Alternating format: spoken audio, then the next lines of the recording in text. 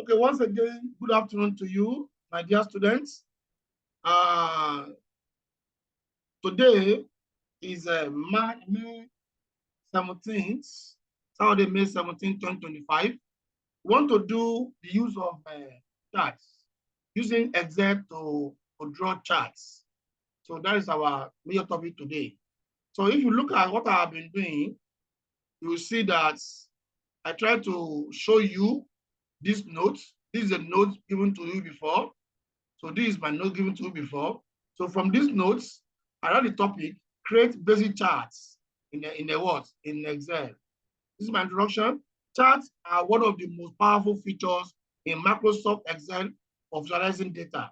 They allow users to represent numerical data graphically, making it easier to understand patterns, trends, and comparison. So now, why the use of charts in Excel? To make data more understandable and visually appealing. To highlight trends, such as increase or decrease over time. To compare value across categories. To summarize data sets in a simple and legible format. To support the user making through visual evidence. All these are the reasons why charts is very important in Excel. Key element of charts in Excel: data series, category axis, then value axis, legend, then chart title. Also, we have some common charts. We will draw column charts, bar charts, line charts, pie charts, area charts, the scatter plot, and so on and so forth. So number one to draw is column charts. So column chart in Excel. So when you are given data set this way, so by the time I will give you question in the exam on the test, I will ask you to explain the steps in obtaining column charts in Excel. So you have to understand how to obtain it. Because select the data sets, select the data set from the Excel format, from the Excel data. So select the columns and row you want to draw. Select the column and row you want to visualize from Excel data set given to you. So that is the first step. Select the range A1 to A7 and hold down. Select this range C1 to what? To C1 to D7. So what I'm trying to say here in essence is that I'm trying to let you know that it's important. Excuse me. It's important that you know how to select the column and row you want to visualize in Excel. After that, on the Insert tab in the chart group, click on column symbol. Can you see my arrow? See my arrow? This thing is your Excel. Do you all see them on your computer? Your comment, please. Do you all see them in your computer? Hello? Yes, sir. Yes, Okay. sir. Do you see this, No, sir. chart group in your computer, your Excel format? Have you opened your Excel? Okay. Okay, yes. Somebody saying yes, sir. Then you're about, okay, all right. So now after that, you click on this, click on the word column symbol. After that, then it will display all these things for you. Then you now go to what? To anyone that you want to draw. Either 2D or 3D. Then from there, after clicking the 3D, to display this result for you. So that's how it is. So you now see, you have the dolphin, you have waves. You have dolphin, you have waves. So let me go back to my data. Look at it. This is dolphin, this is whale. I selected year, this is year. This one is year. They are 2020, 21, 2024. The corresponding year is what? 150, 80, 77, 54, 92, 100. The year 2022. So this is a year. So instead of writing year and this page, this page, you can put year there if you want. So that this thing can become year here. But we only silent to become to have it here. So please go and put this into practical. Go and put it into practical. Go and put it into practical. I'm going to give you test next week. I'm going to give you assignment also on Excel. I'm going to give you assignment on Excel. I'll give you different data sets to choose. So, Rep, are you there? My Rep, are you there? Yes, sir. give me the comprehensive list of all of you, your full name and your matric numbers. I want to have the list of all of you. But I want to prepare a test question. Test question. That means sorry, assignment question. The assignment will cover all these charts, and I'm giving you different data sets. Different data sets. Okay, sir. So you do it in Excel and you submit to my email. Okay, sir. All right. So if you want to know more about this, you can click on this place to know more about this.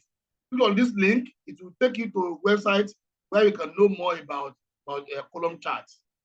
That column chart. Now, another one is what? Line chart in Excel. Select range A1 to D7. So A1 to what? To D7. So that's everything here. From A1 to B to C to D7. That's everything here. Then click on what? Click on the insert tab. Then in the group chart, click line symbol. This line symbol. You see my arrow? See my arrow? You see my arrow? Line symbol. I click on line symbol. And from there, I click on this one, this line. So all these things I'm teaching you now, you can do the practical yourself. That's why I said I want to give you assignment so you can do the practical yourself. So from there, you have this graph. You have this graph, interrelated graph. Interrelated graph. You have interrelated. You can see. So now pie chart, the same way pie chart. For the pie chart, you have to draw the pie chart probably with this manner. You can use the total number here, or you can pick any number here. If you get any number here, you have here, you have dropping, you have weight. 8, 150, 80. So now when you draw, you pick the same thing, follow the same process. You go and pick pie charts. So from there, you look for the pie chart you want to use. If you want to choose 3D or this one, donut pie charts, then we have a lot of pie charts here. We have 3D, we have 2D, we have donut, and so on and so forth. So now you choose anyone you choose, then you bring this out for you. That's it. So the same thing applies to bar chart. So this bar chart also. Who are the bar charts also? So you see. So click on it, then bring it out. Then you're now write. If I'll give you assignment, you're going to write. You're going to everything in Word, Microsoft Word. You prepare your charts in Word. You tell me the procedures you follow in Word format, and you copy the charts you have drawn. This chart you have drawn, you must copy it and paste it into Word, and put the title on it. So that's what that's the way I want it. The area chart, the same way, the same procedure. You see area chart, click on this area, you see area chart. After clicking area chart, you see all this one, now area chart, this area chart, then you choose area chart, then you have the graph like this. So after that, you can also use the same area chart to do your what? To do your line chart. And also the same thing with this area. So I think scatter plots in Excel. So scatter plot in Excel, you must have S and Y. You must have S and Y for those scatter plots, scatter diagram. So this is how you do it. You select this. After that, then you go to this place. Same inside tab, you click on chart group, then look for what? For scatter plots. This is my arrow. See my arrow here. So you can see my arrow, then look for anyone you want to choose. This scatter plot. Choose this one. So there you have the result. This is the result. So you see. So I'm going to give everybody different data sets, which you are going to use to form your own charts. And when you form your chart, you have to interpret. So you have to look for the way to interpret charts. Because your exam, I may give you charts, and I will ask you to interpret that result. So in the exam, I may give you charts in the exam, and I will ask you to interpret the result.